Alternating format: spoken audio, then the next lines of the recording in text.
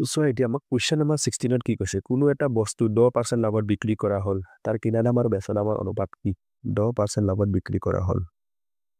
এটো আমাক দি আছে কুৱেশ্যন নম্বৰ 16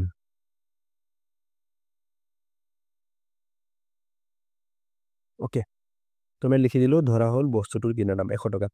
সো 10% লাভত বিক্ৰী কৰিলে বেচা দাম কিমান হ'ব 110 টকা ওকে 10% লাভ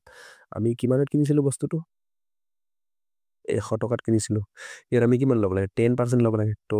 100 ভাগৰ 10 ভাগ ওলাব লাগে তো 100 কাটি গ'ল আমাৰ কিমান হ'ব লাভ 10 টকা ওকে তো 10 টকা লাভ হ'ল তো 10% লাভত বিক্ৰী কৰাত আমাৰ কি হ'ব আগত 100 টকা আছিলে 10% লাভ হৈ গ'ল 110 টকা তো আমি বিক্ৰী কৰিলো 110 টকা ওকে তো গতিকে কিনা দাম আৰু বেচা দামৰ অনুপাত হ'ব আমাক কি ওলাব দিছে কিনা দাম আৰু বেচা দামৰ অনুপাত তো কিনা দামটো আমাৰ যাব ওপৰত যেটো কিনা দামটো আগত গৈছে বেচা দামটো পাছত কিনা দাম হৈ গ'ল আমাৰ 100 আৰু বেচা দাম হৈ গ'ল আমাৰ 110 টকা 0 কাটি গ'ল তো 10/11 মানে আমাৰ কিমান যাব 10:11 তো এটো হৈ গ'ল আমাৰ কিনা দাম আৰু বেচা দামৰ অনুপাত ওকে